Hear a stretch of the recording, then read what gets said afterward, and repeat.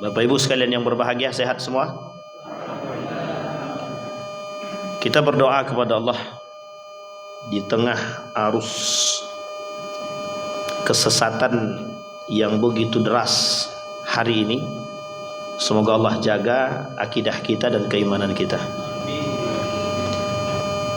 Bapak Ibu sekalian yang berbahagia, hari ini ibarat orang dalam keadaan yang genting. Nah, kita hari ini itu berada pada posisi kegentingan, sehingga kalau bahasa Nabi itu,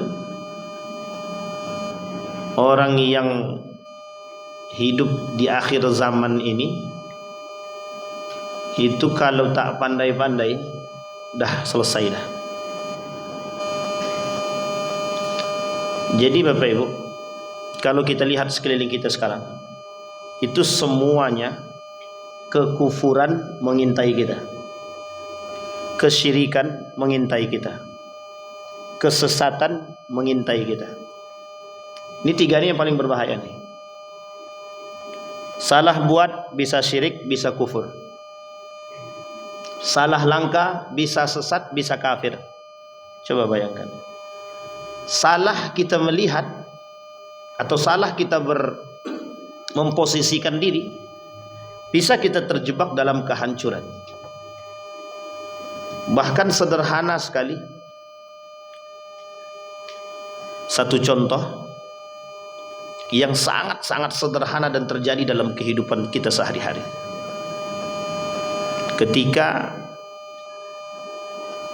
seorang suami atau anak dihadiahkan makanan atau dibuatkan atau dimasakkan makanan oleh istrinya, oleh orang tuanya, tiba-tiba dia mengatakan, tak ada enaknya makanan ini, sama sekali tak sedap.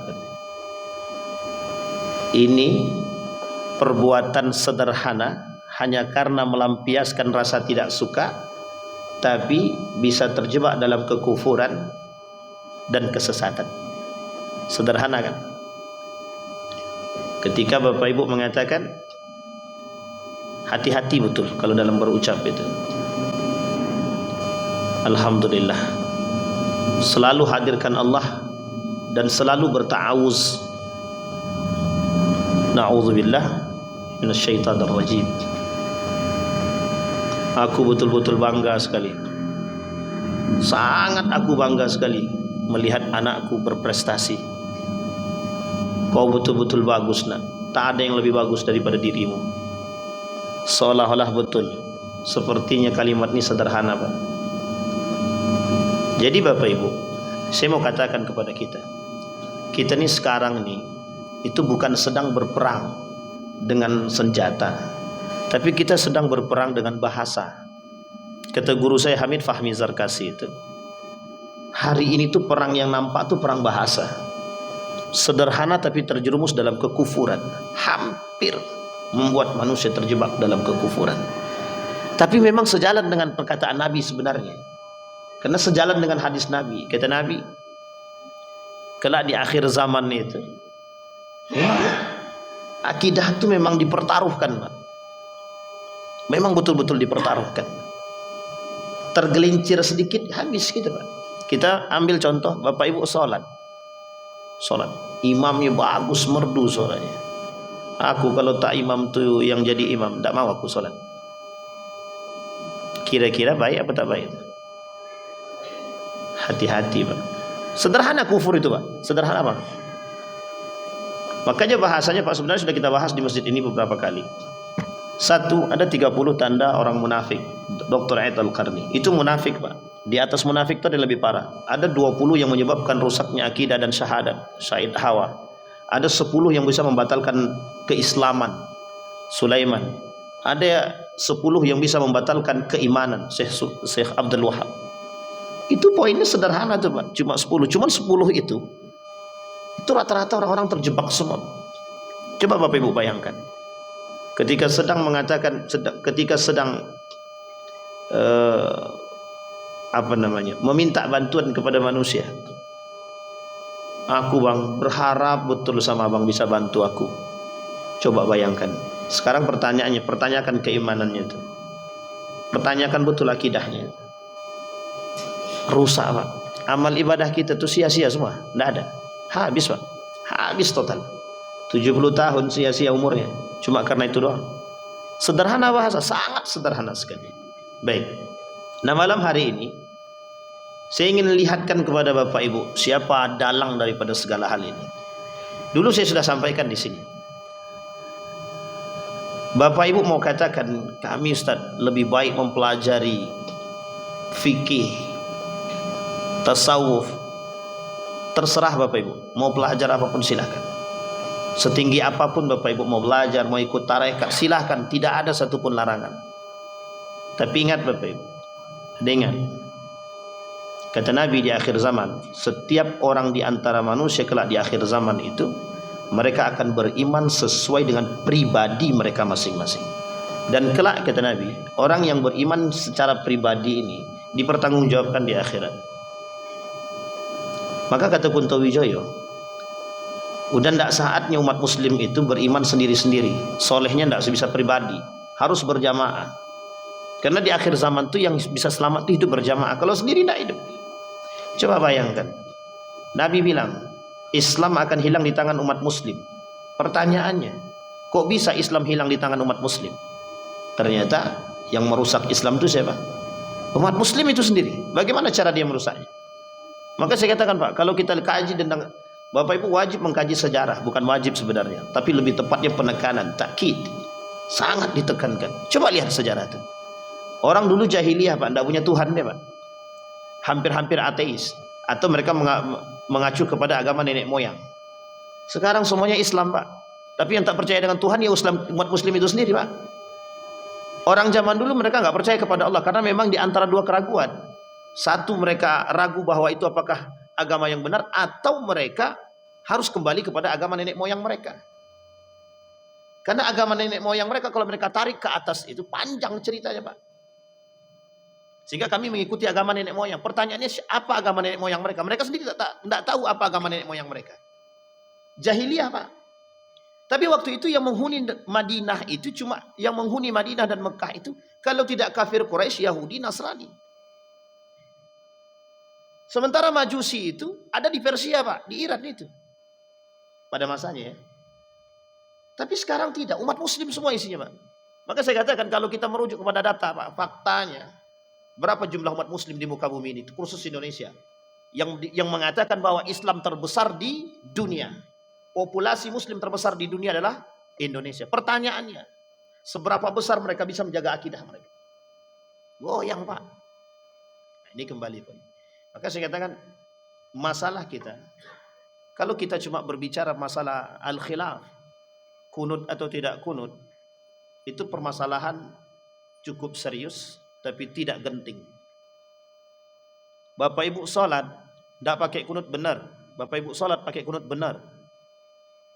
Tapi kalau Bapak Ibu sholat pakai kunut kemudian menyalahkan yang tidak pakai kunut, selesai Pak. Jangan pandangkan salah menyalahnya Pak, tapi pandanglah bagaimana propaganda perpecahannya. Bagaimana cara melihat pandangan terhadap propaganda perpecahannya. Itu yang diinginkan. Ketika saya berkata kepada Bapak Ibu semua, saya bilang sama Pak Yen, Pak Yen, tengok tuh samping Bapak Yen tuh, orang non muslim tuh. Pak Yen tidak mau bunuh dia. Kira-kira mau tidak Pak Yen dibunuh itu? Tidak akan dia bunuh Pak. Tidak akan dia bunuh. Tapi kalau saya katakan sama Pak Yen, coba tengok tetangga Pak Yen itu, berjenggot, celana cingkrang, dah merusak. Apa yang tertanam dalam diri Pak Yen itu? Kebencian. At-tabaghut wat-tahasud. Apa yang timbul? Kebencian Pak. Dari kebencian itulah yang dia inginkan Pak. Saya apa kata mereka? Alhamdulillah. Bayangkan kita disuruh berpecah hanya karena persoalan sederhana saja. Tapi pertanyaannya, Nabi juga sudah bilang, kata Nabi dalam hadis itu, ketika Nabi berdoa kepada Allah, ya Allah, jangan engkau buat umatku berpecah belah. Tak jawab sama Allah. Itu cuma doa yang tidak bisa dijawab sama Allah. Bukan tidak bisa dijawab, Allah tak jawab.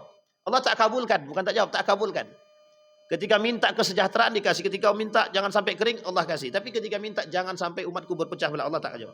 Allah tak kabulkan doa tersebut. Artinya kita bersiap dalam kondisi tersebut. Dalam ikhtilaf, perpecahan yang besar ini, kalau ikhtilafnya positif, no problem Pak, tidak ada masalah. Tapi ikhtilaf yang kita alami hari ini Pak, dari sekian banyak propaganda semua. Sekarang saya tanya Bapak Ibu, kita berkelahi dengan kawan kita sendiri. Gara-gara apa? Hanya gara-gara persoalan kunut atau tidak? Kunut. Kita berkelahi dengan kawan kita hanya karena persoalan yasin atau tidak yasin. Sudah selesai. Sepele banget persoalan kita nih Pak. Mohon maaf. Kalau orang bilang, Ustadz itu tidak persoalan, itu tidak sepele Ustadz. Itu akidah. Oke. Pertanyaan saya, di mana letak akidahnya? Kan begitu. Itu kalau dirunut selesai Pak. Tapi persoalan kita ketika pendidikan kita diarahkan untuk menuju kepada kehancuran, ada yang berani protes Pak? Sekarang saya tanya Bapak Ibu, berapa banyak jumlah sekolah kita di muka bumi ini, di Indonesia ini sekarang? Berapa banyak di antara sekolah-sekolah itu yang berani protes tentang revolusi mental itu? Berapa banyak yang protes ketika anak-anak pendidikan itu tidak bermoral? Tidak ada yang berani protes. Berapa banyak kita mengalami perubahan kurikulum yang sama sekali tak menghasilkan? Tak ada yang berani protes Pak. Tapi Bapak Ibu perhatikan baik-baik. Berapa banyak hasil daripada hal tersebut? Satu. Yang kedua, siapa yang berani protes ketika pelajaran agama mau dihilangkan? Siapa yang berani protes? Siapa yang berani protes ketika pelajaran agama dikurangi sedikit demi sedikit? Siapa yang berani protes ketika agama dicampur adukkan dengan urusan-urusan yang tidak baik? Tidak ada Pak. Di sini poinnya Pak. Maka judul kita malam hari ini liberalisme. Saya rujuk kepada sejarah biar saya runut. Yang pertama, lepas daripada runtuhnya Turki Utsmani. Nanti kita rujuk sedikit ke Andalusia. Bapak Ibu sekalian yang berbahagia, perhatikan baik-baik. Setelah Turki Utsmani runtuh, direbut kembali oleh Kemal Atatürk. Sebenarnya yang meruntuhkan itu adalah umat muslim. Kita pakai dua teori. Satu teori eksternal dan internal. Eksternal itu runtuhnya gara-gara faktor luar. Inggris, Prancis, Jerman kerjasama untuk menghancurkan Turki Utsmani. Selesai. Oke?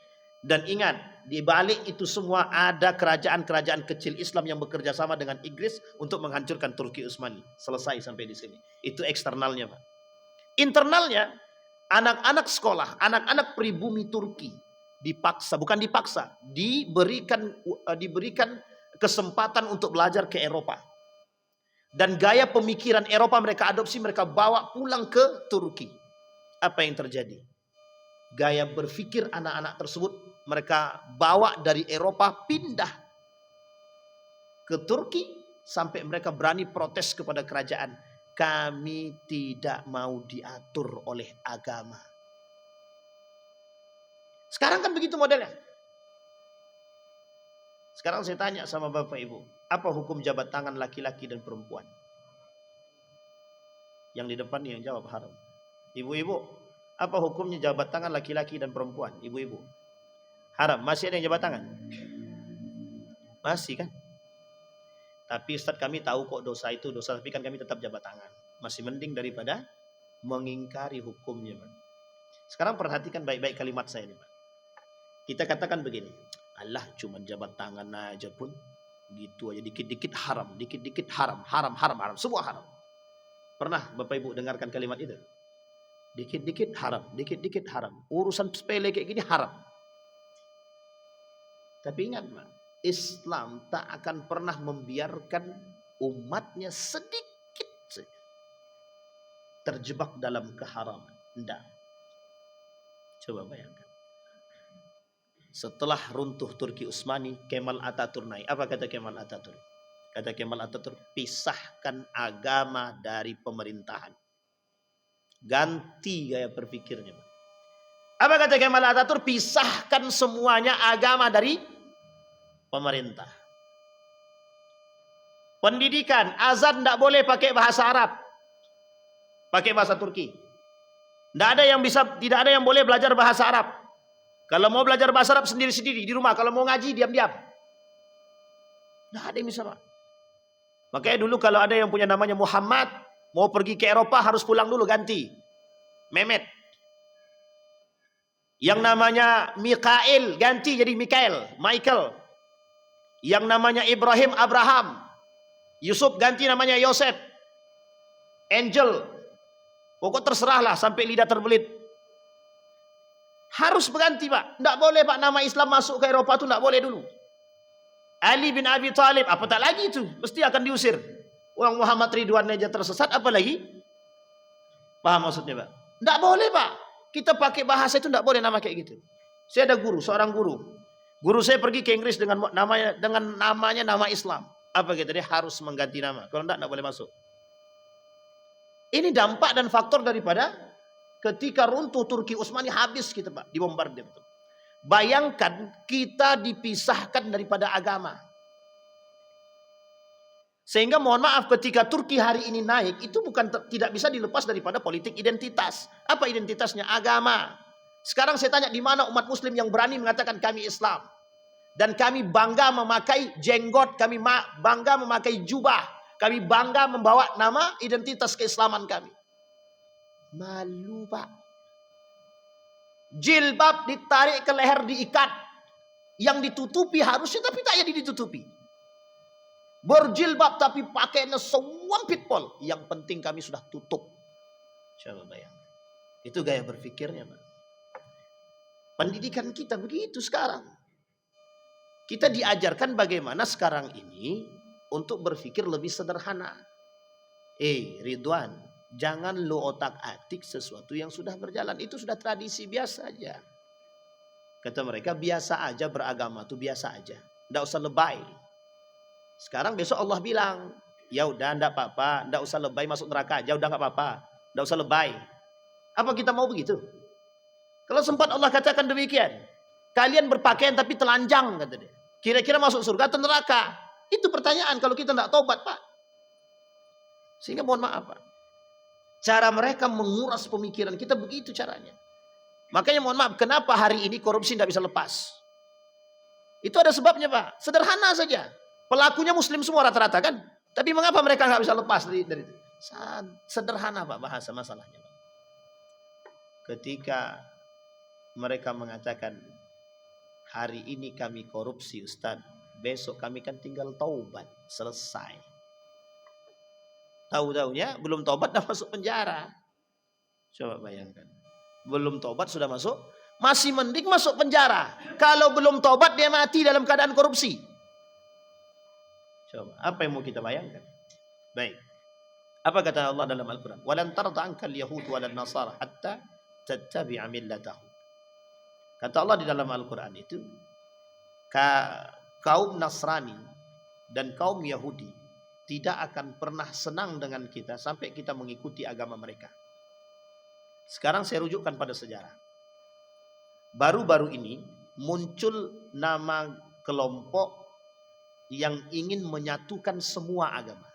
Namanya Abrahamic Religion. Agama Ibrahim. Ingin menyatukan 3 agama. Karena dasar agamanya cuma 3. Islam, Yahudi, Nasrani. Tapi agama yang lain kok tidak masuk, bos, ada agama yang lain. Buddha, Hindu, Konfusius dan lain sebagainya. Bukan tak masuk. Karena waktu turunnya tak ada dalam itu. Tidak ada disebutkan. Karena mereka ini dalam Al-Quran cuma ada 3. Musyrikun, kafirun, muslimun. Muslimun itu kita. Kafirun itu Yahudi Nasrani. Musyrikun selain daripada Yahudi Nasrani dan Islam. Itu semuanya musyrikun. Berarti siapapun itu termasuk agama-agama yang lain. Sampai sini paham, Pak ya? Baik. Dalam perang pemikiran itu, ada setidaknya 4 poin yang harus kita pahami, Pak. Yang kelak menyebabkan munculnya pemikiran-pemikiran yang bias. Nah, nanti saya kasih tahu sejarahnya di Indonesia. Kita ambil contoh. Yang pertama, bagaimana mereka menginginkan kita umat muslim ini jauh daripada nilai-nilai agama, sehingga kita dibuat ragu dulu, tashkik terhadap agama itu sendiri. Apa contohnya? Contohnya ketika persoalan suap yang pernah saya sampaikan. Ada orang yang mengatakan suap itu boleh. Ada orang yang mengatakan jabat tangan itu boleh. Ada orang yang mengatakan joget itu boleh bagi perempuan di hadapan yang bukan muhrimnya. Padahal coba Bapak Ibu cek di dalam pandangan para ulama, apa hukumnya? Ada orang yang mengatakan riba itu boleh. Ada orang yang mengatakan khamar itu halal. Ada orang yang mengatakan salat itu tidak wajib. Ada orang yang mengatakan zakat itu tidak wajib. Ada orang yang mengatakan tidak penting puasa. Ada orang yang mengatakan pokoknya kami tidak pengen punya anak. Tuhan tidak usah atur-atur kami. Ada orang mengatakan nikah beda agama itu sah, boleh. Itu semua yang saya sampaikan itu contoh tuh Pak. Orang dibuat ragu tapi tidak dibuat kafir. Cuma dibuat ragu dulu. Salah satu tujuannya berkembangnya arus pemikiran liberalisme ini disebabkan karena itu. Ketika runtuh Turki Utsmani habis, naiklah Barat Eropa ini Pak, menjarah semuanya Pak. Di Turki habis-habisan Pak. Tidak ada sekolah-sekolah Islam. Kalau mau belajar bahasa Arab, sembunyi-sembunyi Pak. Kalau ketahuan, para ulamanya diasingkan. Dulu begitu Pak. Seorang ratu Inggris itu, dilihatnya telinga ini bersih Pak. Oh, telinga itu bersih, itu berarti muslim. Saking bencinya mereka dengan Islam. Apa yang menyebabkan mereka benci terhadap Islam? Ada alasannya, ada Pak. Mereka tidak mau Islam itu bangkit lagi. Apa kata ratu itu? Kami tahu Islam ini bakal bangkit. Ada yang mengasih tahu? Ada Pak. Tapi mereka tidak pengen Islam itu bangkit lagi. Sama gaya berfikirnya dengan orang-orang yang zaman dahulu. Pada masa baginda Nabi Muhammad SAW. Bukan Abu Lahab itu tak tahu kebenaran Islam. Bukan Abu Sufyan tak tahu kebenaran Islam. Tahu Pak. Tapi Abu Lahab, Abu Jahal, Abu Sufyan dan abu-abu yang lain frontal menghadapi Islam ketika itu. Mereka tahu bahwa Islam itu cuma segelintir manusia. Sehingga mereka lawan Pak. Dengan berperang. Pada masa Nabi. Nabi dilempari daging-daging busuk. Itu udah paling terhina itu Pak. Nabi ditempeleng oleh Abu Lahab. Itu udah paling terhina itu. Pertanyaannya adalah ketika itu duetnya jelas Pak. Islam kafir. Habis Pak, perang habis. Kemudian Pak, ketika seorang raja pada masa dahulu itu ditawan oleh kelompok berperang muslim. Dia bilang begini sama bawahannya. Kalau kita berperang dengan muslim, kita tidak akan menang. Tapi kalau kita berperang dengan pemikiran, ada kemungkinan kemenangan itu. Kalau kita berperang dengan senjata, Islam itu, Muslim itu, sekali perintah jihad, jihad semua Pak. Pada saat itu. Coba lihat resolusi jihadnya Syekh Hashim Al-As'ari. Oh, itu fenomenal pada masanya Pak. Ketika beliau katakan semua para kiai pemimpin menunggu resolusi jihad, fatwa jihadnya. Seketika keluar fatwa jihad, dilawan semua Pak. Belanda dilawan Pak. Sekalipun taruhannya nyawa. Apa kata umat muslim ketika itu? Apa kata Syekh Hashim Al-As'ari? Yang mati dalam peperangan penjajahan ini, mati syahid. Sekarang sebenarnya kalau kita mau berperang, itu bisa juga mati syahid itu kita. Karena sekarang ini lebih dahsyat daripada ketika itu. Ketika itu perangnya dengan senjata, tombaknya jelas. Senjatanya jelas Pak, senapannya jelas. Kalau sekarang enggak. Kita mau bunuh dia, kita berdosa, tak dibunuhnya, kita yang dibunuhnya. Sampai sini paham ya? Karena mereka merusak kita dari sini. Nah, sekarang kita rujuk kepada makna liberal. Nah, liberalisme itu apa artinya Ustaz? Liberalisme itu artinya kelompok yang berpikir bebas. Nah, apa maksudnya berpikir bebas? Kami bebas melakukan apapun yang kami inginkan. Sekarang saya tanya sama Bapak Ibu. Apa dampak berpikir ini? Dampak berpikir ini tidak adanya keseimbangan. Kita ambil contoh. Bapak Ibu punya hak masing-masing. Sekarang saya tanya, kalau Bapak Ibu tinggal di samping rumah saya, jam 2 malam saya hidupkan tape besar-besar, saya arahkan sound system itu keluar. Itu hak saya atau haknya Bapak Ibu? Sound systemnya sound system saya. Mic-nya punya saya, listriknya punya saya, rumahnya rumah saya. Cuman karena Bapak Ibu tinggal di samping rumah saya, kira-kira terganggu nggak? Sekarang saya tanya, kalau setiap orang berpikir demikian, kira-kira hancur nggak tuh? Itu yang terjadi sekarang. Itu yang terjadi sekarang. Setiap orang berhak. Makanya bahasanya kami bebas mau mengatakan apapun, kami bebas berpikir apapun. Sehingga mohon maaf bias yang terjadi. Setiap orang berpikir bebas, Pak. Kami mau pakai jilbab atau tidak, Ustadz tidak usah ikut campur. Pribadi-pribadi kami, kepala-kepala kami, jilbab-jilbab kami. Pak Ustadz nggak usah ikut campur. Sholat itu kan pribadi masing-masing. Mau kami sholat atau tidak itu urusan kami kok. Urusan saya dengan Tuhan, bukan urusan Ustadz dengan Tuhan. Sekarang saya tanya, ada Bapak temukan orang begitu? Ada Bapak Ibu ketemu dengan orang begitu? Kami mau main judi kek, mau tidak kek, tidak urusan dirimu. Urus aja agamamu, urus saja keluargamu, masih kau tengok anak istrimu. Ngapain kau campur urusan kami? Nah, ya mendidik ya?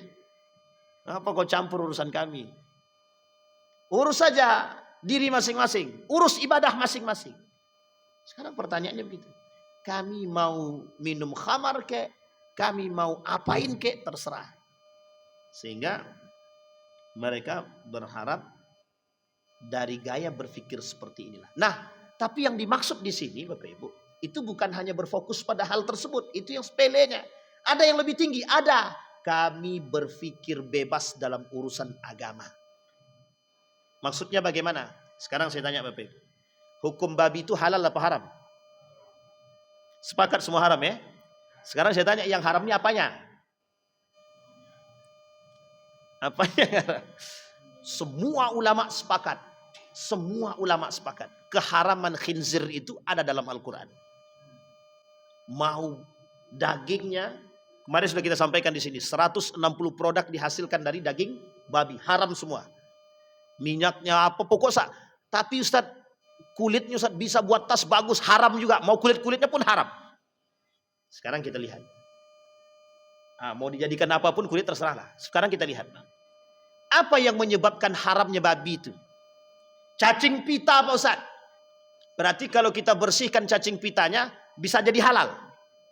Sekarang pertanyaannya, begitu gaya berpikir mereka. Apa kata mereka? Kami cuci daging babi itu sudah bersih sebersih-bersihnya.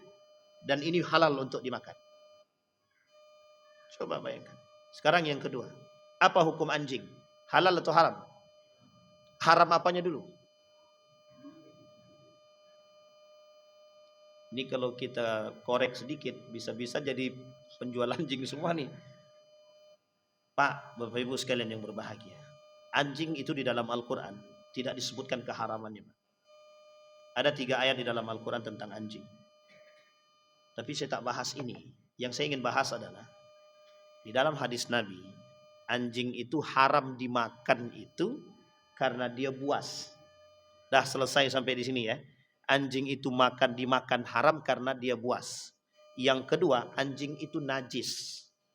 Najisnya anjing itu ikhtilaf para ulama. Ya, ikhtilaf para ulama. Syafi'i dari A sampai Z semua yang ada dalam anjing itu haram semua, najis semua. Tapi Imam Abu Hanifah, Imam Malik kata Imam Malik, tidak najis. Terus apa yang harus kita lakukan? Kita cukup beribadah, berta'abbud kepada Allah. Nah sekarang yang ingin saya katakan begini Pak. Ada satu kelompok. Ya saya tak sebutkan kelompok tersebut. Apa kata mereka? Yang menjadi haram ini apa? Lah kalau seandainya kita sudah bersihkan yang haram itu, kalau kita makan kan tidak haram lagi. Kita ambil contoh. Khamar itu haram apa tidak haram?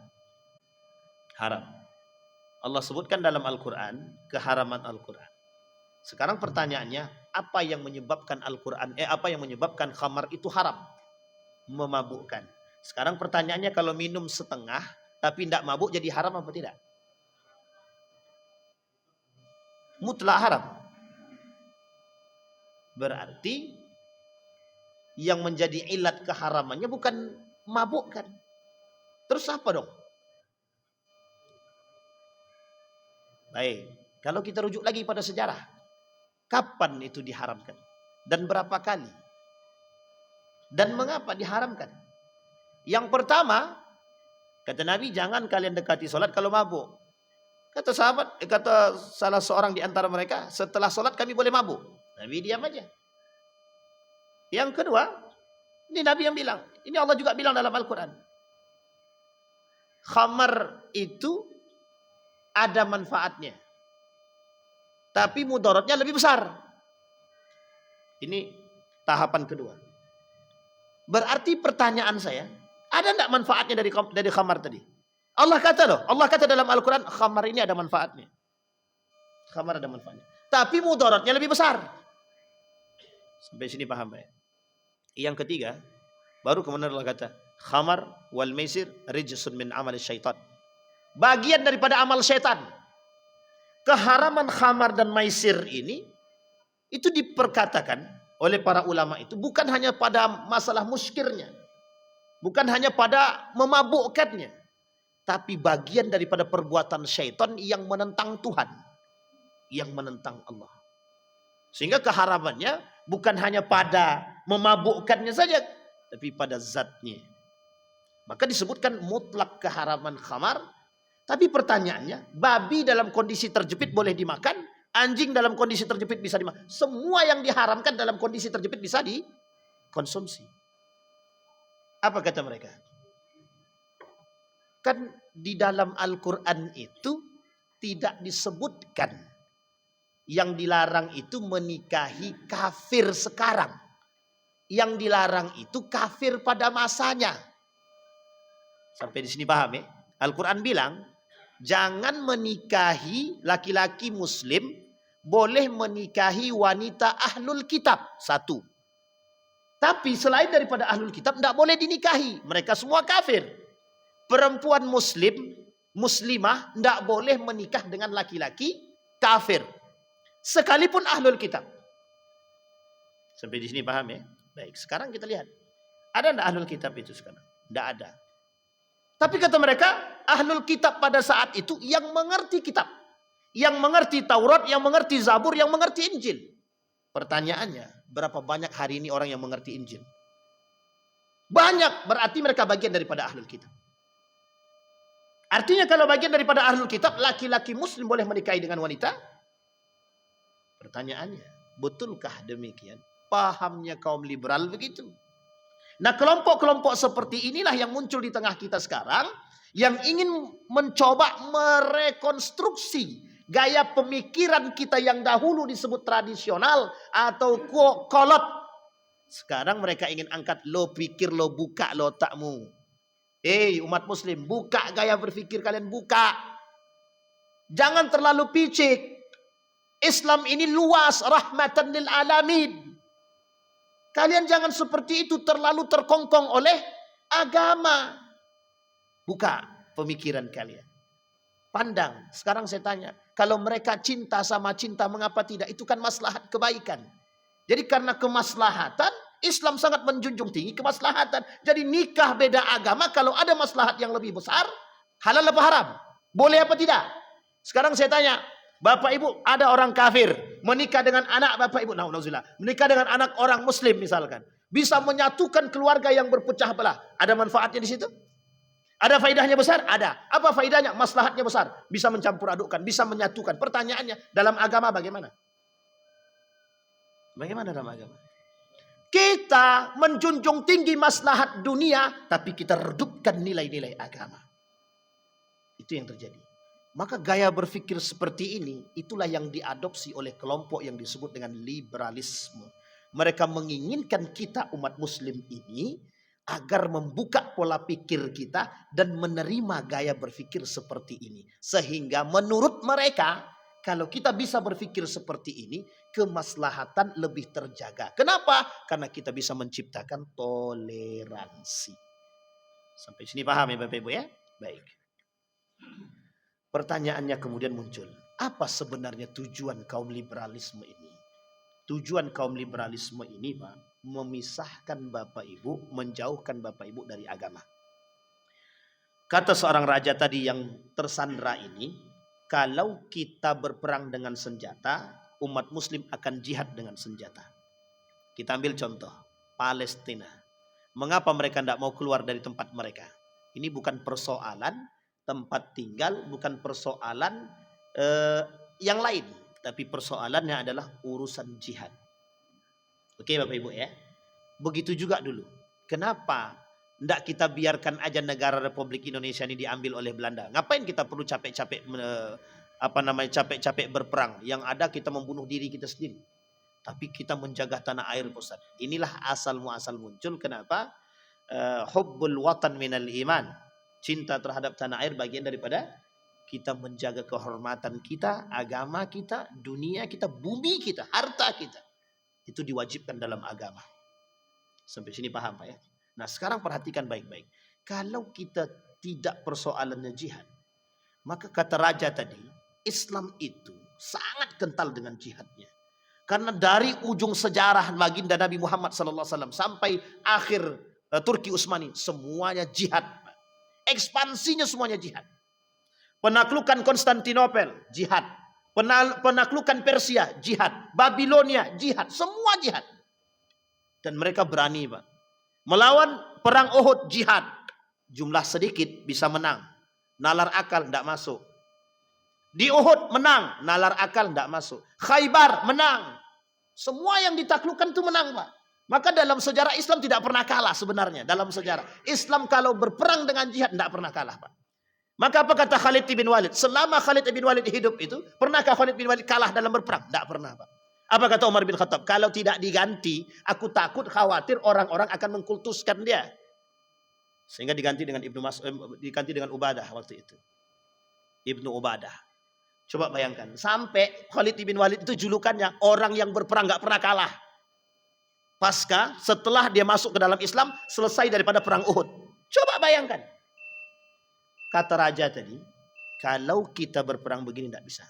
Maka apa yang harus kita lakukan? Jauhi mereka dari nilai agama itu sendiri. Nah bagaimana caranya? Kita tidak punya kekuatan. Bekerja samalah dengan Yahudi. Ini poinnya Pak. Maka tidak pernah dalam sejarah itu Yahudi Nasrani itu kerjasama. Mereka kerjasama hanya untuk menghancurkan Islam. Bagaimana caranya Pak? Caranya adalah lihat apa yang disukai oleh umat muslim itu. Buat mereka terlena dengan agama mereka sendiri. Dan jauhi mereka daripada agama. Gimana caranya? Satu. Kita rujuk kepada sejarah Andalusia. Kita ambil sedikit beberapa menit. Apa kata Andalusia? Ada persoalan musik yang hari ini lebih dekat dengan umat manusia ketimbang agama itu sendiri. Dan ternyata betul sampai hari ini. Kata Nabi dalam hadisnya kelak di akhir zaman, umat muslim itu lebih cinta kepada, lebih dekat kepada musik. Kata Nabi kelak di akhir zaman musik itu merajalela. Biduan-biduan itu merajalela. Daripada agama itu sendiri Pak. Terbukti Pak. Hari ini kita lihat. Lebih banyak kita mendengarkan musik daripada Al-Quran itu sendiri. Dan itu jelas. Yang kedua, jauhkan mereka daripada agama. Bagaimana cara menjauhkan mereka daripada agama? Lakukan model yang tadi, perang pemikiran yang disebut dengan tasykik. Ragukan, buat mereka ragu dengan agama mereka. Bagaimana cara membuat mereka ragu dengan mereka? Bangun universitas yang besar. Dibangun universitas Pak. Berikan mereka beasiswa bantuan. Suruh mereka sekolah ke Eropa. Uniknya ketika itu, ini nanti kalau saya bilang begitu, nanti dikiranya saya cemburu. Maksudnya bagaimana Ustaz? Iya, kalau kita menyampaikan, oh itu orang-orang yang tidak lulus aja itu. Bayangkan Pak, Bapak Ibu sekolah ke Eropa. Dibeasiswakan Pak, diberikan beasiswa. Balik-balik sesat. Yang berangkat pakai kerudung, pulang tanpa kerudung Pak. Apa kata mereka? Di Eropa kami cipika-cipiki laki-laki perempuan biasa. Itu adalah persaudaraan. Sekarang saya tanya. Kalau dibawa ke sini, cipika-cipiki itu apa hukumnya? Mau dibawa kemanapun laki-laki perempuan cipika-cipiki haram. Mau negara Eropa sekalipun. Berangkat dari sini dengan Islam yang kuat.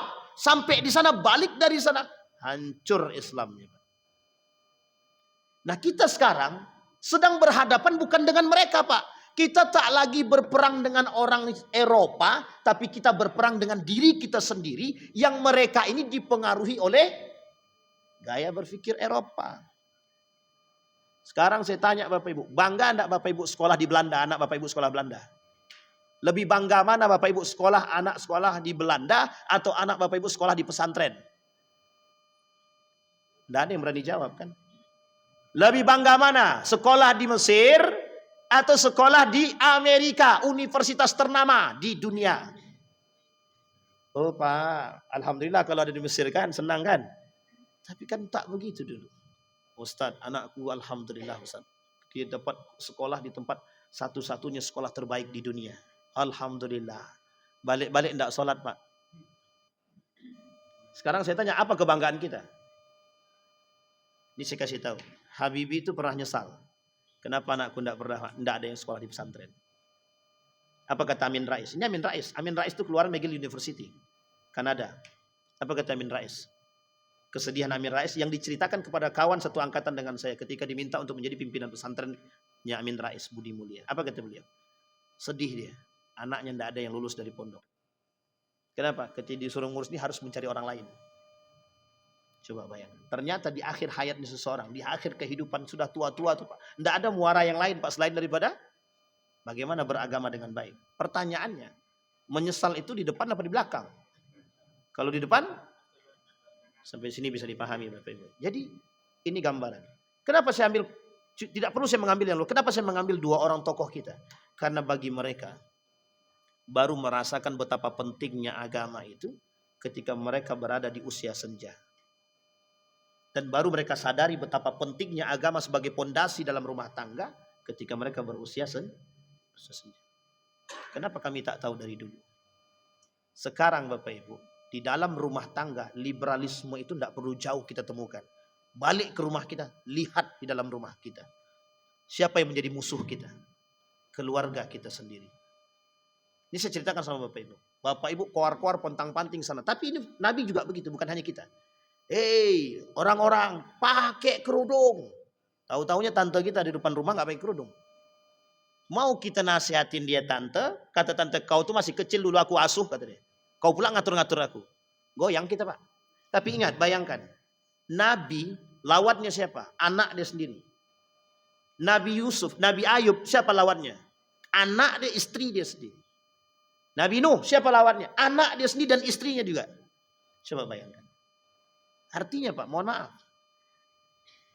Kalau kita rujuk kepada pemahaman liberalisme ini, kita harus kembali kepada rumah tangga kita sendiri. Apa kata orang keluarga kita kadang-kadang? Mohon maaf ya Pak. Kita harus berpikir realistis. Ini produk pertama dari liberalisme yang harus Bapak Ibu pahami. Berpikir realistis dan rasionalis. Sekarang saya kasih tahu.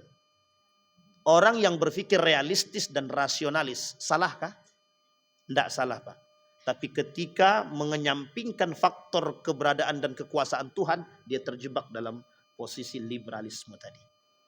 Kita sudah mengenyampingkan Allah. Menurut saya tidak realistis. Tidak masuk di akal. Memang agama itu tidak bisa seutuhnya dinalar dengan akal. Bapak Ibu berdoa, ya Allah, aku dalam keadaan terjepit, ya Allah, aku belum makan hari ini. Tiba-tiba datang orang ngantar makanan. Dari mana datang logikanya? Minta tidak, kerja tidak, tiba-tiba datang makanan ngantar.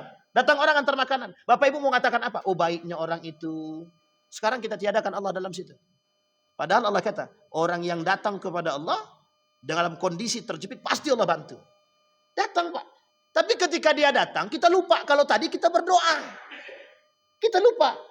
Kita bilang, itu semua urusan manusia ini baik-baik ya.